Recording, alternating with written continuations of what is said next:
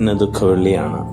യോഹന്നാന്റെ സുവിശേഷം 18-19 അധ്യായങ്ങളിലെ പീഡാനുഭവ വായനയാണ് നമുക്ക് നൽകപ്പെട്ടിരിക്കുന്നത് ധ്യാനിക്കാനായിട്ട്.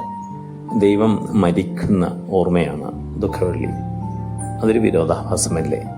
മരണമില്ലാതെ, ആദിയും അന്ത്യവുമില്ലാതെ ദൈവത്തിന് എങ്ങനെ മരിക്കാൻ സാധിക്കും? ഇത് ദൈവത്തിൻ്റെ സ്നേഹമാണ്. നമുക്ക് ഉൾക്കൊള്ളാനാവാത്ത, നമ്മുടെ ബുദ്ധിക്ക് ഒരിക്കലും മനസ്സിലാക്കാനാവാത്ത മഹാരഹസ്യമാണ് ഈശോയുടെ പെസഹ മഹാരഹസ്യം.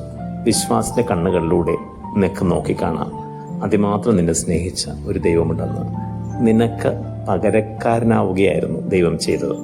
നീ മരിക്കേണ്ടിടത്ത് നിനക്ക് വേണ്ടി മരിച്ച ഈ ദൈവസ്നേഹത്തെ മനസ്സിലാക്കിയാൽ പിന്നീട് കരഞ്ഞുകൊണ്ടിരിക്കാൻ മാത്രമേ നിനക്ക് സാധിക്കുകയുള്ളൂ. അനേകം വിശുദ്ധർ മനസ്സിലാക്കിയ മഹാരഹസ്യം ഇന്ന് ദൈവത്തിൻ്റെ പരിശുദ്ധാത്മാവ് നിനക്ക് വെളിപ്പെടുത്തി തരട്ടെ. ആമേൻ.